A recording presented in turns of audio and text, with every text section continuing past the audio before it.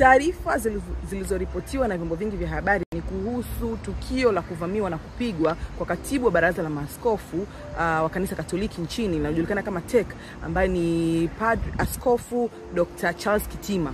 Mbali na utumishi wake kama mtumishi wa Mungu na kiongozi wa dini, amekuwa ni kiongozi ambaye amekuwa akipinga mambo mengi ambayo yanaendelea kwenye jamii yetu na mambo mengi ambayo yanaendelea kwenye nchi yetu, ikiwemo ukiukwaji wa haki za binadamu, lakini vile vile masuala mazima ya ukiukwaji wa sheria na demokrasia nchini kwetu. Kwa amekuwa akikosoa serikali na akiongelea mambo mengi ambayo yanatokea ambayo sio sahihi kwenye jamii yetu.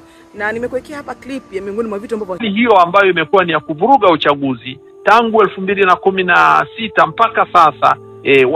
Viongozi wa dini kwa kweli wameona wakemee kwanza hayo maovu, halafu waitake serikali, sio kuiomba, waitake na sio kuishauri, waitake, kwa sababu sheria ziko wazi, sheria zimewekwa, ziheshimiwe, kuwe na utawala wa sheria na watu waheshimiwe, kwa sababu raia ndio anapoweka kura yake ndio nguvu yake ya kuitawala nchi yake. Sisi kazi yetu kama kanisa ni kukemea uovu, kuiba kura za wananchi, kupeleka kura zisizo halali, feki, kumtangaza mtu ambaye hajapata kura nyingi na mwache nyingi. Huo ni uovu na ni kazi ya shetani, sio kazi ya Mwenyezi Mungu. Na watasha kuvizungumza yeye mwenyewe. Ukiachana na hilo, baada ya taarifa kuzunguka kwamba amevamiwa akiwa katika nyumbani kwake ambao ni katika ofisi za baraza la maaskofu Kurasini majira ya saa 3:30 usiku, alikuwa amekaa kwenye vikao pamoja na viongozi wengine, na akatoka kwenda msalani ambapo kuna vijana walivamia na kumpiga. Kwa wakati anaomba msaada, ndio watu kuja kumuona tayari kashavuja damu. Kwa hiyo hajulikani amepigwa na kitu cha namna gani, na hivi tunapozungumza tayari yuko hospitali.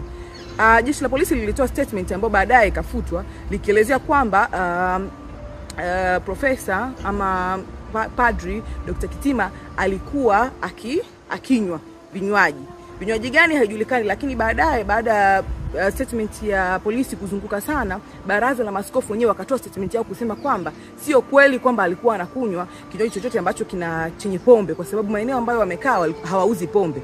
Kwa hiyo wanaliomba jeshi la polisi liseme kitu gani kimetokea, na hao wanaoshukiwa wamepatikana ama hawajapatikana, ama uchunguzi gani ambao unaendelea mpaka sasa hivi. Statement ambayo imetolewa kuhusiana na tukio zima la Padri Askofu Dr. Kitima kutoka jeshi la polisi bado haijaelezewa wala haijakanushwa kama ilikuwa ni ya kweli ama ilikuwa ni ya uongo. Kwa hiyo nimekuwekea hapo hiyo statement na utaisoma na utaangalia kwa namna gani jeshi la polisi linaendelea kufanya uchunguzi kuhusiana na tukio hili.